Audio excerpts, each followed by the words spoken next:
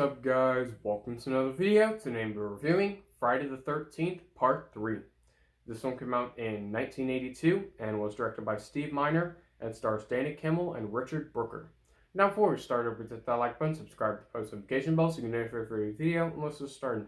Let's start talking about the good. So the opening sequence is a recap of the ending of the previous film, Friday the 13th Part 2, which is the opening sequence for this film. I thought it did a good job of kind of just summarizing the ending so that you understand what happens in this film. The title card, intro, and score for that sequence, I thought it was great.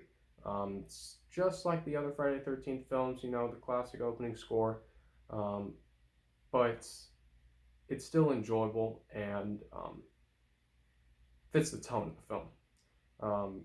The death sequences within this film are okay, not the most elaborate. They're sort of small scale. They're just mediocre, with just okay sequences. Jason does not get too crazy in this film, as this is his first film with his hockey mask. So I thought the death sequences were okay. Jason's deformed face looks very, very well done. The practical effects look very good, especially for his face.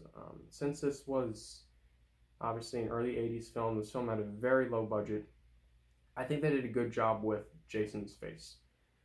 The third act of this film is okay. It's not as tense and suspenseful as it could have been or as it should have been, because I found myself just feeling mediocre on that in that third act of the film. It was not boring, but it was not entertaining like the two previous Friday the 13th films. So the ending sequence and that third act was mediocre.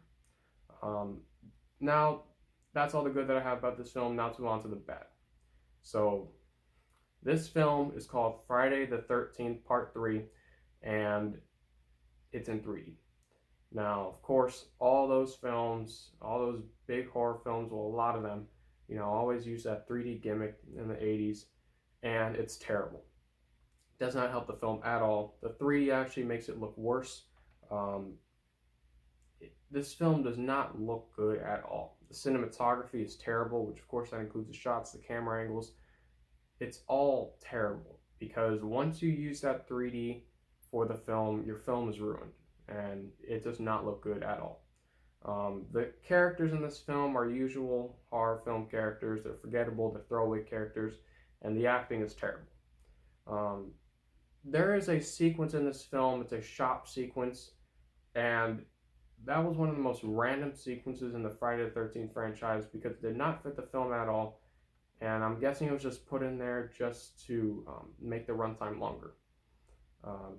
The sequences in this film are very boring. There are a lot of boring sequences, and that's really unfortunate because this film is not long at all, and when you have those boring sequences, of course it makes it longer than it usually is. So that's really unfortunate for this film, because I did not feel like that about the two previous films in the Friday the 13th franchise. But this film, I was just awfully bored throughout a lot of sequences in this film. The ending sequence is dull and mediocre. It was just a random ending sequence. And the reason I really love that ending sequence for the first Friday the 13th film and Friday the 13th Part 2 is because they were unique. They did something different, and this film is just a mediocre ending sequence that did nothing for the franchise. That's about it. Friday the 13th Part 3 is an okay Friday the 13th film. I recommend this film if you are a huge fan of the franchise, but if you're not, this is a disposable horror film, and this is just a one-time watch if you have no other horror films to watch. So I'm going to give Friday the 13th Part 3 a C-. Thank you for watching. Don't forget to hit that like button, subscribe to the post notification bell so you can get notified for every video. I'm Peter. Thank you for watching.